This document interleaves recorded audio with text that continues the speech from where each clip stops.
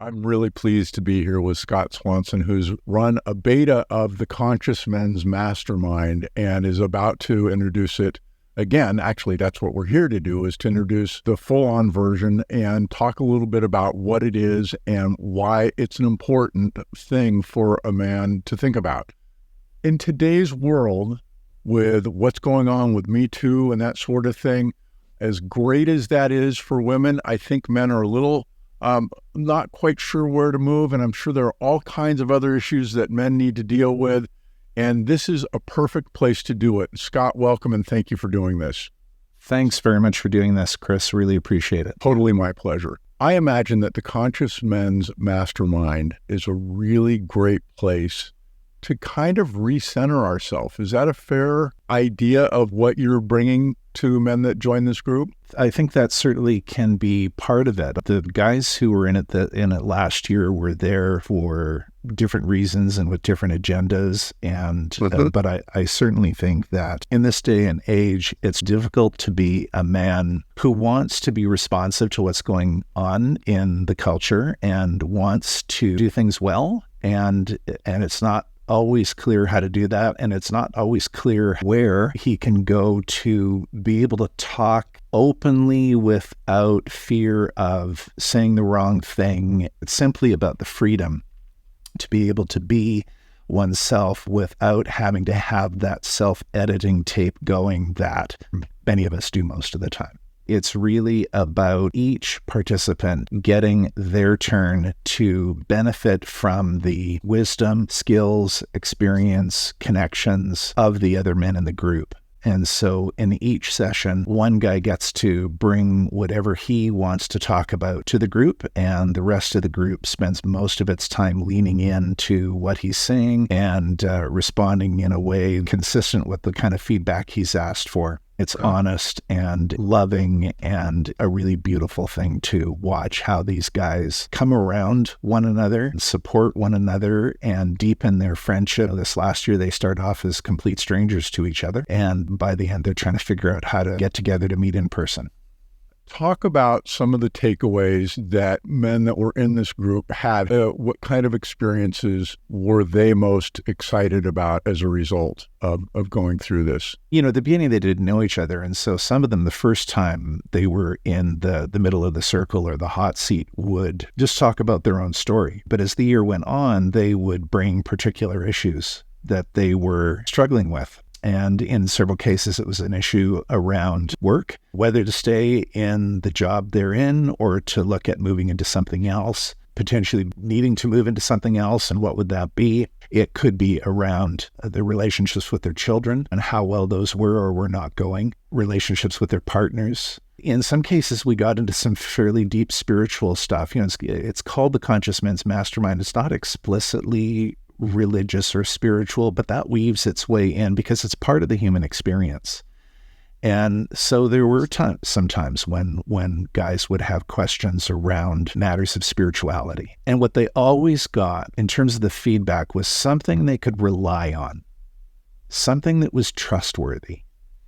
You didn't necessarily have to completely agree with it or follow the advice, but they knew that collectively what they would get from the group was camaraderie, support, friendship, that energy that I was talking about, a sense of encouragement from this group of men. And then in terms of whatever the issue they were dealing with, there was clarity. How am I going to deal with this? And I have this feedback now that is reliable and trustworthy. The other thing is being seen and heard by a group of men, by a group of brothers, and what that does to a person's soul. In what sense? Be more specific about what that looks like for somebody. If I had all the guys lined up here, they might all answer it slightly differently. But what comes to mind for me in the moment is the extent to which the vast, vast majority of us, regardless of how we identify gender-wise, are living lives marked by guilt and shame.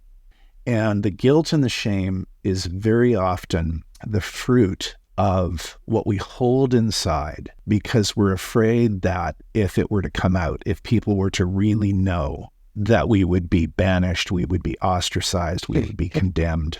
When the freedom is there, when the sense of safety is there, when the container of the group is strong enough, that to whatever extent a man is willing to risk what otherwise might be something marked by some degree of guilt or shame, and instead of receiving what he expects, condemnation, recrimination, whatever it is, he receives nods, understanding, appreciation, again, a sense of being seen and heard and witnessed in the midst of whatever that thing is. There's a freedom, there's all the energy that has gone into containing that hasn't been talked about.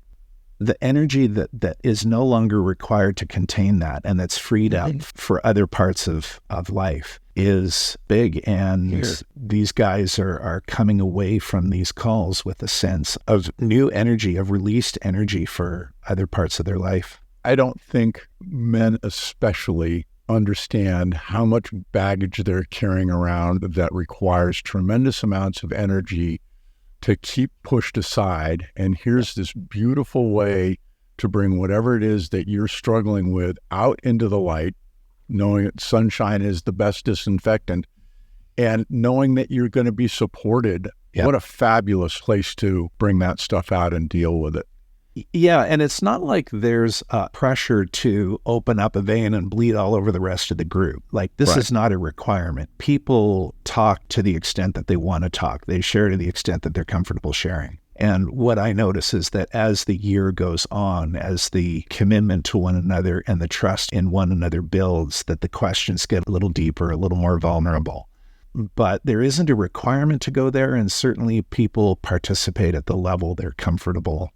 And you're more likely to go to those places when you're surrounded by a group of people that are supporting each other. Yeah, it's not therapy. It's not group therapy, but there is this therapeutic element to it that I think comes with, this being recognized, this being witnessed, this being accepted for who one is and validated for where one's at.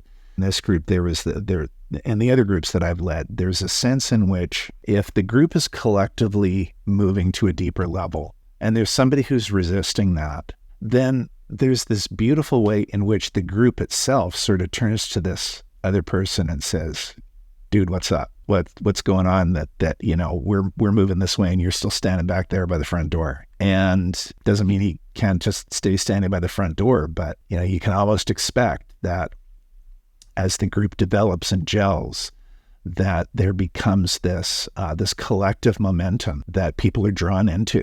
One of the things that I've seen in terms of younger kids' definition of a safe space is this place where you don't say anything wrong and you only support each other. And I get the feeling that what you mean is more that we get judgment out of the way and have real conversation, the good, the tough, that sort of thing. Is that a fair statement? Yeah. One of the things about the group last year that several of the participants commented on was the absence of debate. So that even when something comes up where there's a difference of opinion, difference of view around things, the way the process is structured is we're not focusing on that. It's an exercise in acting school, and it comes out, it's something called theater sports of yes and, as opposed to yes but. Our format is much more about yes and. And so we don't need to agree on everything, but what we do is we look for the points of agreement. And guys end up feeling free to really talk about what's on their mind and heart without having to spend a whole lot of time self-editing or trying to second guess whether it's okay to say something or not. Yeah. It really strikes me that is the heart of what's important about this group, is this feeling that I can really open up and be honest and get honest feedback. Having that ability to really be open, that's got to be huge. It is huge. It is healing, energizing, life-giving. How many men feel like there's a group of men out there who really have their back? What we experienced in the group this past year was certainly that, where these guys within a few months knew that whatever happened, these guys would have their back. How would I know if I'm a good fit to be in one of these groups? you're probably functioning quite well in many respects in your life. And you have this sense of being not so much alone, but having this longing for consistent, meaningful, purposeful conversations with men. It's really a desire to have deeper conversations with men about what's going on in your life that really matters. And so if you're a pretty high functioning guy and you are lacking this kind of a community of men and looking for an opportunity to connect with other men, to be supported and to support others, this is the group for you. The last thing that occurs to me, and you mentioned it a little earlier, is I get the sense that when I come together with a group like this and I start to get more comfortable, there's an underlying wisdom that's exposed. Yeah. That is a part of the beauty of the mastermind. I mean, I think it's true for all small groups probably, but with this particular format of the focus of the session is on one guy asking for what he wants, whether it's advice, second opinion, a support, whatever it is. And we absolutely are smarter together than we are individually. I like to say that our species evolved to be communal, right? From the very earliest days of little groups of hunter-gatherers running around. If you were alone, if you were on your own, you're dead. There is just simply no way to survive as an individual. We now live in a culture where we have the material kind of supports around us, where some people can survive on their own materially. But I still don't think that psychologically and spiritually that we are designed to be alone. And one of the great things that groups like this offer is this collective wisdom, this collective insight. However nuanced and sophisticated your opinion, Chris, is about anything, or your view about anything is, hearing from somebody else, whether it confirms what you're thinking or whether it gives you just a slightly different perspective on it, makes where you're coming from richer and makes you more resilient, adaptable, understanding of the situation that you're in because you have these other perspectives. And that's one of the things that Conscious Men Mastermind does.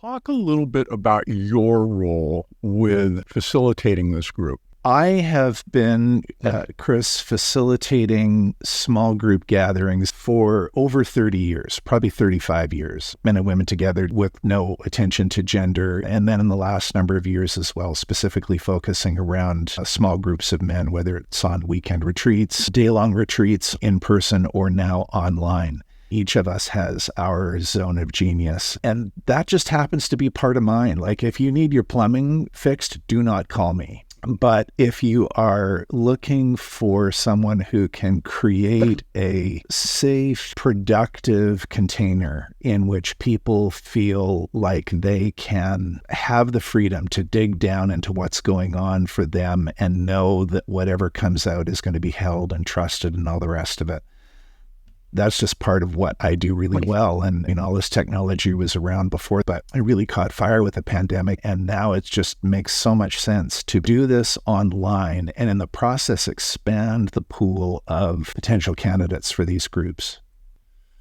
I am really impressed with what you're doing, Scott. Talk a little bit about pricing and when these are going to run. Yeah, so the price is $2,500 Canadian. So if somebody's in the UK or Australia or somewhere, the exchange rate will differ. And there's bonuses that go with that. And we'll put a link to where you can go to get more information on what's involved. The program starts in the beginning of September and will run till the end of June and then break for the summer.